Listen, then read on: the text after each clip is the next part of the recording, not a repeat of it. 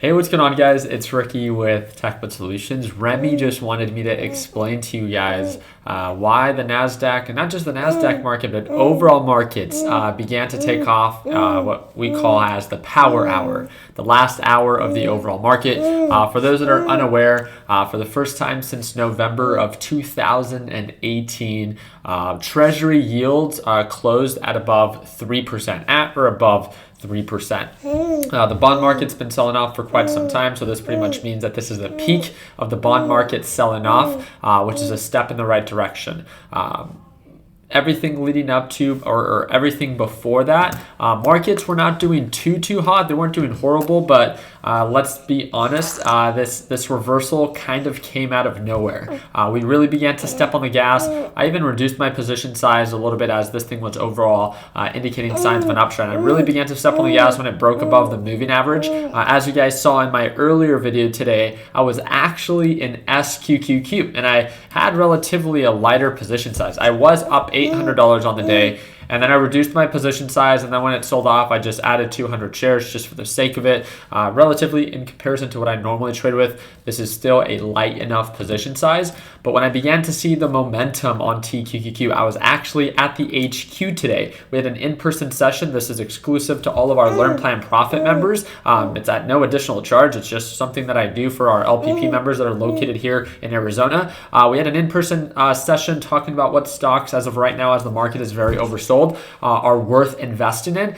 And boy, this push came at a perfect time. Not only did I take a quick little trade on TQQQ, I made a little bit over $12,000 on the day. And then on top of that, I added a little bit more to my Tesla position. One of the, I think, biggest concerns that a lot of people had as the market was selling off last time, if you guys remember, the last time the market really sold off was when the pandemic hit and everyone was freaking out, right? And I feel like everyone was waiting for the market to recover, but when it did, I don't know about you, but I feel like a lot of people struggled to actually take action because they were focused on so many different stocks. So the whole part of today's session, I'm actually thinking about uploading it on YouTube. The whole point of today's in-person session was I sat down with 5 to 7 different traders, and we just planned out if you could invest in 1 to 2 stocks and hold for years, right? What would it be? And I think that's really when we began to not overcomplicate it, right? Because sometimes when you're given too many options, it's overwhelming and then you become counterproductive. And I think that's exactly what I'm trying to avoid this time. There's no question that the markets are cheap, right, Remy? But just because they're cheap doesn't mean that they can't get cheaper. And it's not that the market has to recover right away, but what companies are you investing in right now that are cheap that you plan to hold for when they do recover in the future? Because based off of previous market performance, it's not an if the market's going to recover. The market always recovers. The only if is, are you light enough in your position, and can you tolerate the time that it will take for these stocks to recover? That's the if. And this is why we always try to encourage you to look out for yourself. Watch your position size.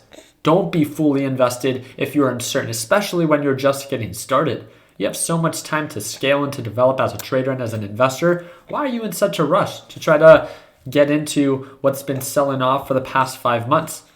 I would rather you be more optimistic in the sense that the market doesn't have to recover right away than thinking that as soon as you buy, it's going to, right? Even with me going and being invested in TQQQ, I'm not here to convince you to follow in my footsteps. If anything, I encourage our beginner traders to stay cash right now. Market direction is unclear. There's a Fed meeting tomorrow, and there's a Fed meeting on Wednesday. I was thinking of live streaming it. There's also earning reports tomorrow, Wednesday, and Thursday that I was thinking of live streaming. You guys decide. You guys decide down in the comment section. I would love to live stream it for you. I just want to make sure enough people show up. So if this video gets over 1,000 likes, I'll host a live stream and we'll see how the market reacts, because there is no question that the market will react in either a positive or negative way.